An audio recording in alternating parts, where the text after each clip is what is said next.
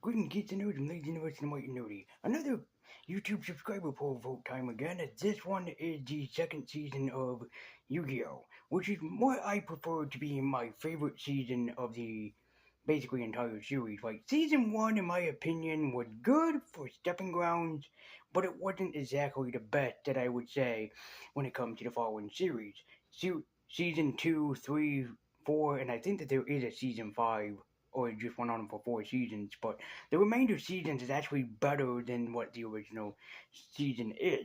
But that's why I'm here to talk about what I consider the duelist.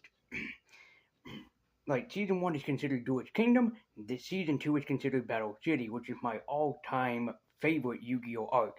Not my favorite Yu-Gi-Oh season, that is 5Ds, but we'll have to probably review that at some point.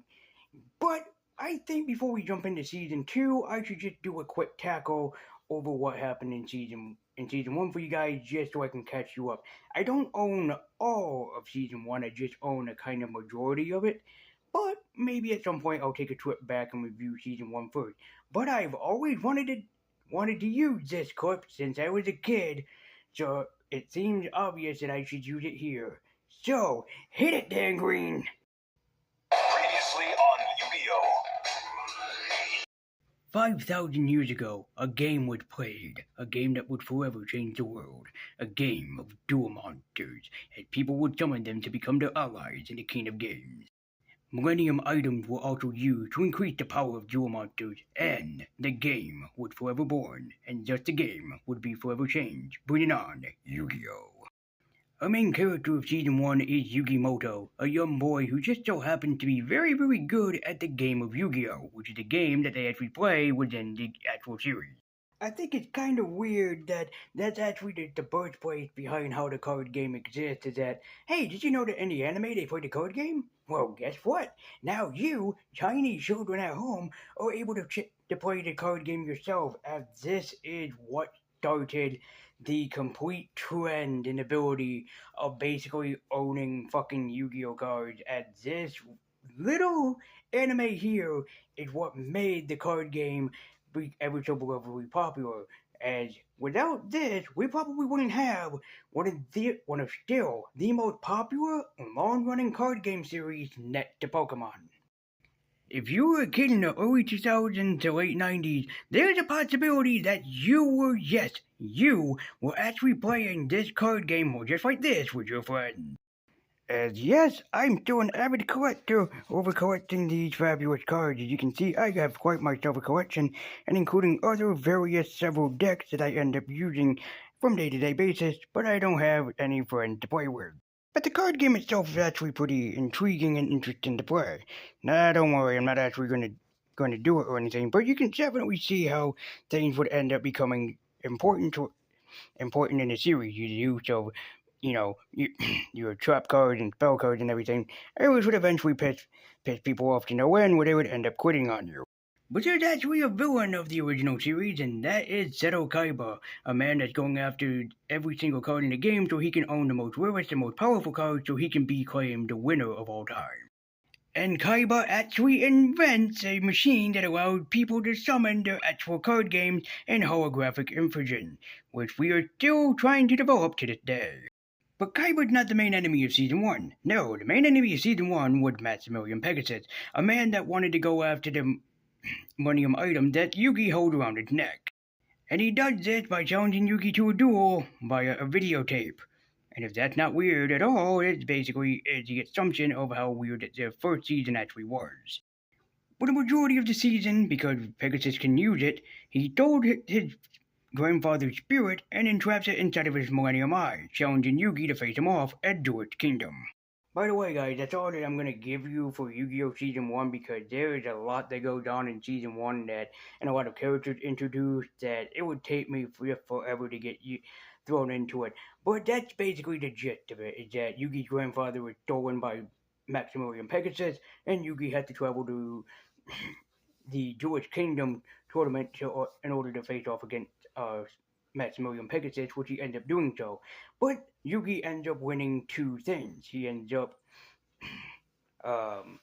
getting whatever that he wants, which was his grandfather back, and he gives Joey the money to pay for his sister Serenity's blindness, which was a thing that was happening during season 2. But as such, I'm just gonna give you guys my retrospective review and overview of season 2 of Yu-Gi-Oh!, aka Yu-Gi-Oh! The Battle City Tournament, as I'm gonna give you guys just my honest opinion, the good, bad, and everything else in between for this nostalgic anime, because when people talk about nostalgic anime, they talk about Dragon Ball Z, Sailor Moon, Yu Yu Hakusho, Pokemon, Digimon, but one that always gets referenced and brought up a lot is the ever so popular Yu-Gi-Oh! Series, which is still big today as it was back then. As Yugi had just finally became basically the king of games in this series, and he wants to hold that title, but there's always a villain in the background that wants to take that title away from Yugi. Which, by the way, for a majority of season 2, they still use the season 1 category of how you summon monsters and everything. It's a bit iffy, but it's kind of goofy, but it's a good kind of goofy. As Yugi had to face off against a new enemy that was introduced for season 2, and that is Merrick, a person hidden behind a string, sort of like a puppet master pulling mind control strings on anyone that he possesses. And I have to honestly say, while I love Maximilian Pegasus from season 1, I really do think that Merrick is a lot more of a threat than Maximilian Pegasus was, because Merrick has the audacity with his Millennium Rod to possess people, and that's a terrifying concept right there, which is what makes the storytelling all the more darker when Merrick would possess people, which he ends up doing a lot in the series. He possessed Joey. I think at one point he even possessed Taya, if I'm not mistaken. I think he also possessed Tristan. Like, he uses all of Yugi's friends and allies against him, and it just gave you that thing of who is the common threat. Like with Pegasus, he stole his grandfather's soul, which is yes monstrous in of itself. But when you think about everything that Merrick had done compared to Pegasus, Merrick is the bigger bad guy. And then you also have Zeto's brother in like season 3 or 4, and it's like, and all that he did was just trap them in the virtual world because he was bored, I suppose. I don't know. But if this is the reason why people, when they talk about memorable Yu-Gi-Oh! Villains, like the one that gets brought up a lot is Merrick, and that's honestly for very good reasons. And also, for no explanation at all, they give Yugi and Kaiba a backstory on why they keep facing off against each other. So Kaiba goes to meet with a woman named Ishizu, who happens to tell him that him and Yugi are actually binded together more than probably Shadow Kaiba can imagine, as they had been followed for 5,000 years, and Ishizu tells Kaiba, and also Yugi in another episode, that they will keep fighting off against each other until one of them ultimately wins as the King of Games. I think that that's a concept that's a little bit stupid, truthfully. Like, I do love Yu-Gi-Oh! I do.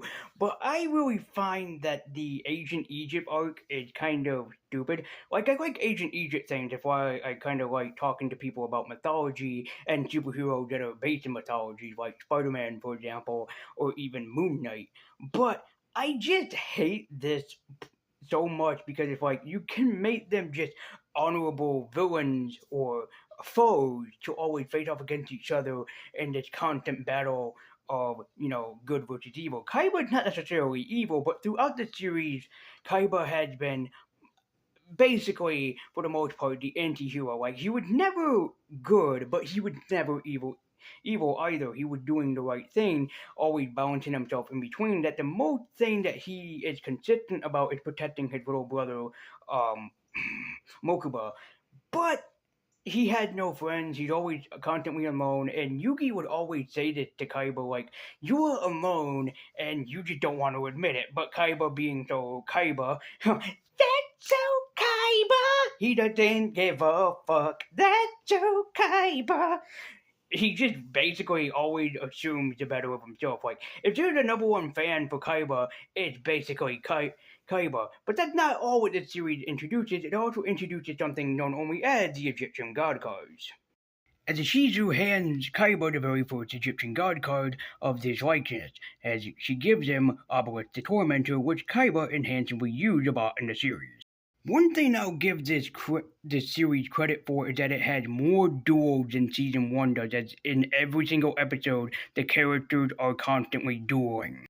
which is always a nice aesthetic that they're always constantly doing because it gives the people something to always look forward to in every single one and making the card game a lot worth more as people want to get their favorite cards. The creators of Yu-Gi-Oh! Or the writing team or just the team in general were great at doing this because they would have your favorite duelists, whether it be Yu-Gi-Moto, Joey Wheeler, Seto Kaiba, Mai Valentine. They always made sure that you could get the cards or even the starter decks, which are fucking expensive. Have you even looked at either Yugi's, Kaiba's, Pegasus's, or Joey's starter deck from when Yu-Gi-Oh! First started out? Them things are fucking really expensive. But it goes to show you just like how much that people really do love their favorite duos. Like for mine, my two favorites were Joey and Kaiba. Those were the two that constantly I was in love with. We'll come back to talking about Joey in a little bit here and about why this is my favorite series. But mostly this series introduced the God cards, and yes, I do own them except for a bootleg Winged Dragon of Raw. But we do have Swiper the Sky Dragon,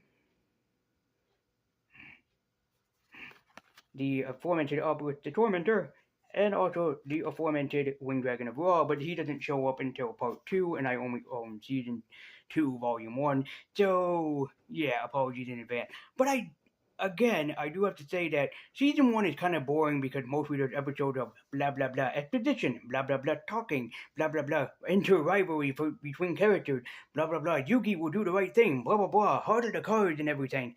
And finally, somebody went, stop this.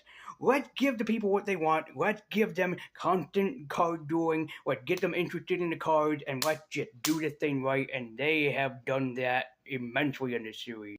And like I said, in every single episode, these characters are constantly dueling. They're always summoning monsters. They're facing off against each other, and that's what makes this series so more awesome.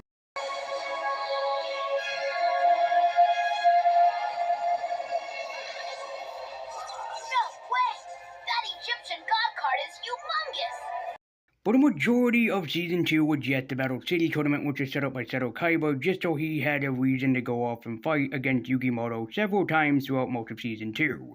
Also, for a majority of Season 2, but not for that long, they introduced this thing called Rare Hunters, that they are hunters that go after people with very rare Yu-Gi-Oh! Cards and try to steal them from them. And I thought that was a pretty cool aesthetic because every single person when they play Yu-Gi-Oh! Often have to give up their rarest card and they always feel bad when they end up losing their favorite card. But of course, we gotta talk about the saving grace of Season 2 and really where Season 2 kicked off was the tremendous character transformation of Joey Wheeler throughout Season 2. Season 2 Joey is a lot better than Season 1 Joey. Only in a certain point. Now, when we first are introduced to Joey in Season 1, he's kind of a goof. He's kind of a doofus. He's sort of moronic, but in the comedy sense. But in Season 2, they gave him this great transformation, which made Joey even more of my favorite, as he'd taken everything that he learned in Season 1 from Yugi's grandfather and Yugi himself, and especially having his fire of passion to be his sister Serenity, who is constantly behind him and constantly supporting him. And finally, throughout the series, he had this drive that just carried him all the way.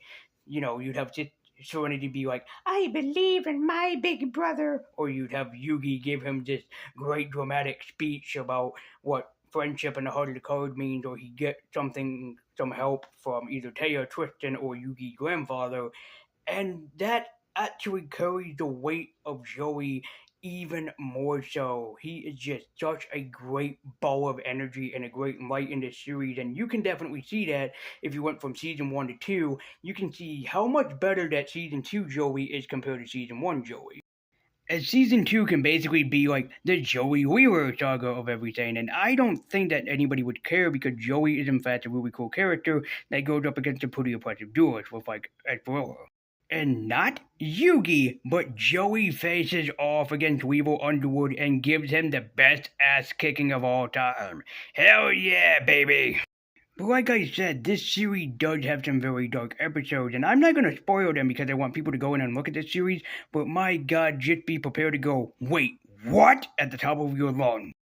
one of the series that influenced Yu-Gi-Oh! And it's very, very apparent is Hirohiko Araki's JoJo's Bizarre Adventure series, and you can definitely see just how influential that Araki was on Yu-Gi-Oh! Like they still copied that formula even in series long after the original Yu-Gi-Oh! Has ended, and unfortunately, with we haven't had a new Yu-Gi-Oh series in quite a long time now. I think that the last one that we got was back in like 2017, 2016, or something like that. Like I haven't seen a new series since then, and that's kind of a little bit disappointing. But if you want my honest opinions on the best series that you can get of Yu-Gi-Oh, definitely skip season 1 if you want to. I don't think it's really that important. Just watch season 2, 3, 4, Yu-Gi-Oh! GX, Yu-Gi-Oh! 5Ds, and Yu-Gi-Oh! Zexal, and that should give you a great stepping ground of how great this nostalgic series actually is. And really, like I said, a lot of the character progression was great. It mostly revolved around the big three: Kaiba, Yugi, and Joey, as they get the best character transformations throughout the entire thing. And especially, I love how they don't really introduce Merrick until part 2 of season 2 because they're kind of like hiding him in the background, like, shh, we got this really great villain, but we don't want to show nobody yet. And I thought that that was really damn awesome. It's kind of like a puppet master. He like I said, the quote Metallica, puppet master pull my strings. Is that's what Merrick is doing, and that is a terrifying concept of having a villain sit behind the scenes, and without you realizing it, he possesses you, and he's like, "You will do everything that I say. You will have no thing to say against it," and that's the worst part. Once he possesses you, you don't have any control left over, and that is a very terrifying thought for a very terrifying villain. I mean, even Yugi in one episode had to figure out how in the world can I stop Slifer the Sky Dragon, as he had to use every card in his deck to basically defeat the mighty dragon. As he ends up doing so and beating Merrick to the pulp, because Yugi is one bad mamma jamma and he's one bad motherfucker that'll take you right here, bitch.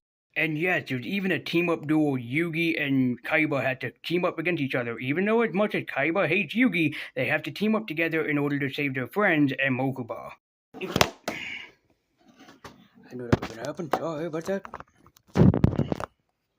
If you're looking for a great new anime series to actually check out and watch, I would highly recommend checking out Yu-Gi-Oh! Season 2. It's a terrific series to get used to. Now, if you're wondering, well, Lazy Universe, can I really skip over Season 1 and basically know nothing about the characters? Yeah, actually you can, because every single season keeps reminding you about why these characters are important, and they'll have flashback to the original seasons way before the one that you jump in on. And I believe that you can watch a majority of Yu-Gi-Oh! Actually on YouTube for free. I know that you can watch all of Season 1 of Yu-Gi-Oh! GX and 5Ds, and I believe that you can watch almost every single episode of the original Yu-Gi-Oh! So I would really recommend doing that on the official Yu-Gi-Oh! Channel here on YouTube, as it is great just to jump in there.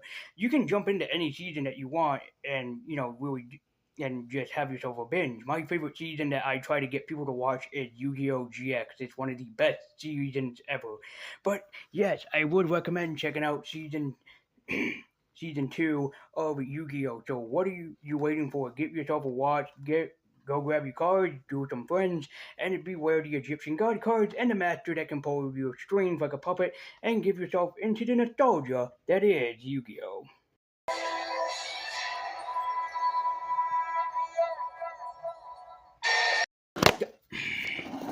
What the fuck?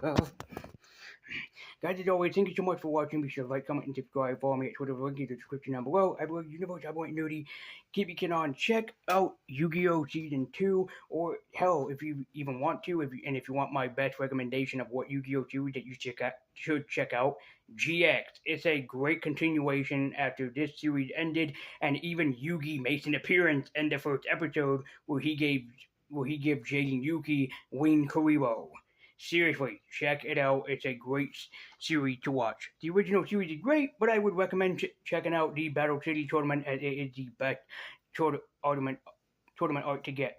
So thank you guys so much for watching. If you want to support this channel, the best way to do so is to like, comment, share, subscribe, and hit that bell icon so you can be notified every time that I make a video.